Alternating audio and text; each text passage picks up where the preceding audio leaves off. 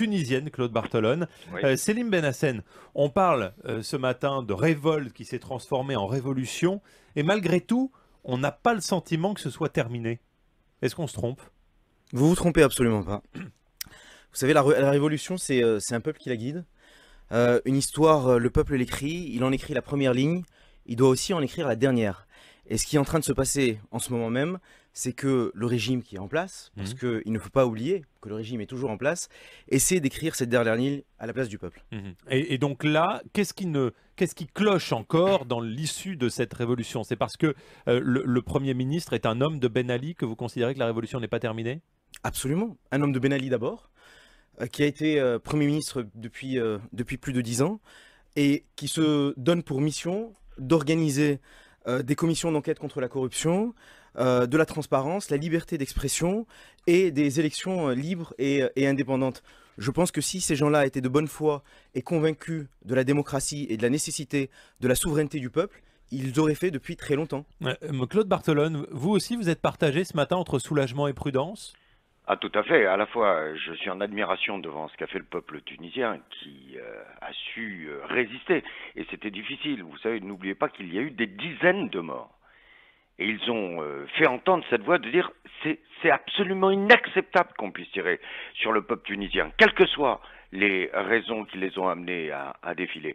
Et aujourd'hui, c'est vrai que j'hésite entre cette admiration devant ce peuple qui a su faire entendre sa voix pour retrouver toute sa liberté, et puis l'inquiétude devant les heures qui viennent. On voit bien que les choses ne sont pas encore stabilisées. Et il faut que la France, quelles que soient les non-déclarations qu'elle a eu l'occasion de faire sur la dernière période, soit aux côtés du peuple tunisien pour dire voilà, nous sommes à votre disposition pour, si vous avez besoin de nous, vous aider à établir le plus rapidement possible maintenant le calendrier électoral pour que le peuple tunisien puisse décider en toute liberté de ses responsables et de la ligne politique qu'elle veut voir appliquée au pays. Finalement, Salim Benhassen, le président Ben Ali, il est toujours président.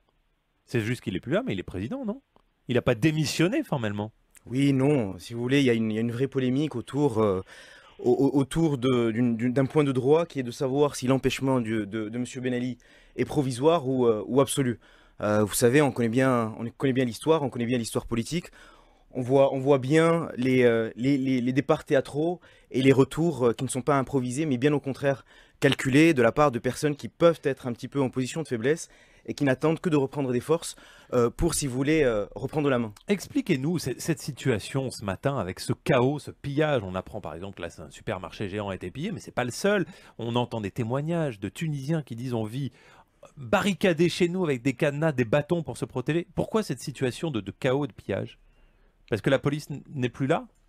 Non, parce que vous avez eu, pendant 23 ans, un climat qui a été un vrai climat de terreur, qui a été un vrai climat d'étouffement.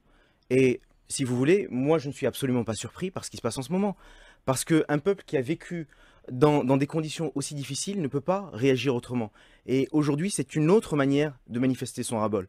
Alors, je crois que si M. Ben Ali était responsable, il n'aurait pas pris la fuite. Il se serait adressé au peuple tunisien.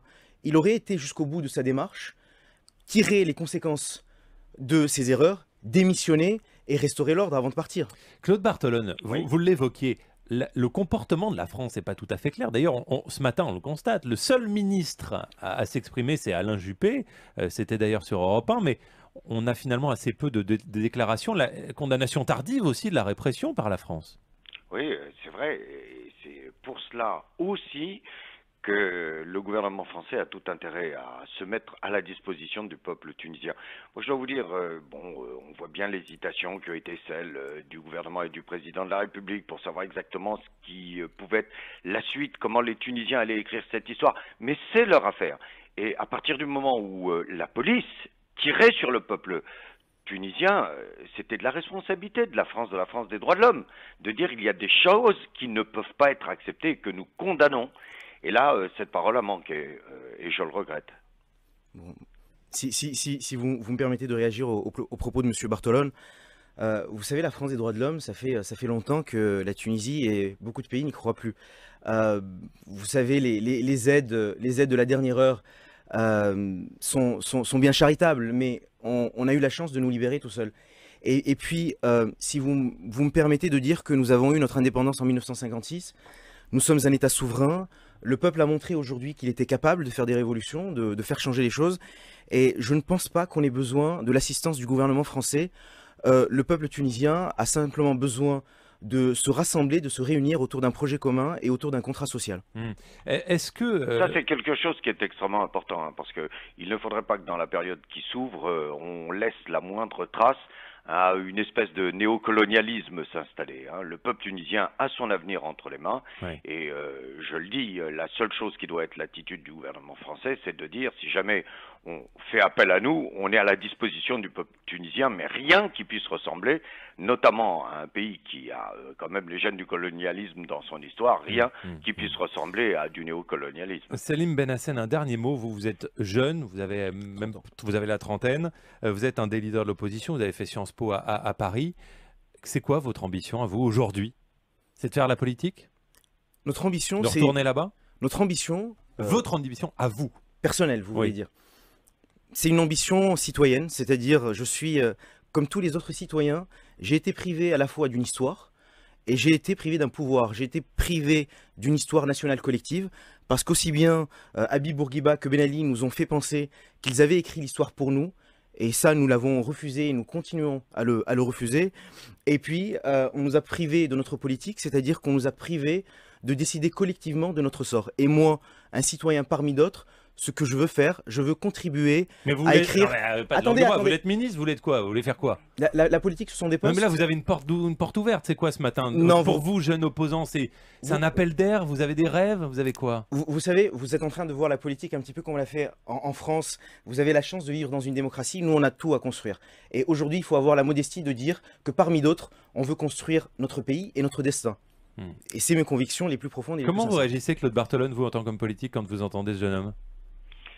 Je réagis en me disant, voilà, c'est la génération qui est le fruit de ce manque de démocratie en Tunisie. C'est cette génération qui n'a pas pu s'exprimer, qui a eu l'impression d'être mis à l'écart de la construction démocratique, de la construction citoyenne de la Tunisie. Et j'imagine à la fois, et je l'entendais dans la voix, à la fois toute l'espérance, mais aussi ce doute qui peut exister dans les 24-48 heures que nous allons affronter, parce que l'on voit bien encore que tout n'est pas fini. L'histoire hésite et je dois vous dire que c'est aussi la chose qui m'inquiète et qui me... Vous avez peur pour les prochaines heures, Claude Barthelone? Vous savez, c'est pas une question de peur. L'on voit qu'actuellement, et votre invité a eu l'occasion de le dire, on est devant une interprétation de la Constitution pour éviter que ce soit le premier président de l'Assemblée nationale qui assure l'intérim et que des élections soient organisées dans les 45 jours.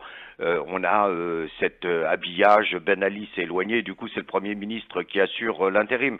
Donc on voit bien qu'il y a même institutionnellement une position qui n'est pas stabilisée. Quelles vont être les actions aujourd'hui? Comment vont-ils réussir à donner la parole à l'opposition pour se mettre d'accord sur un calendrier électoral et l'organisation de ces élections? Claude Barthelone, est-ce que vous êtes soulagé, est-ce que vous êtes rassuré que la France n'ait pas accueilli Ben Ali?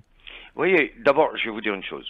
Jamais je n'ai pensé que M. Ben Ali allait mettre les roues de son avion en France. Parce que nous avons une justice trop libre. Nous avons trop de mouvements qui relèvent des droits de l'homme. Et M. Ben Ali sait qu'il risque de se retrouver devant les tribunaux.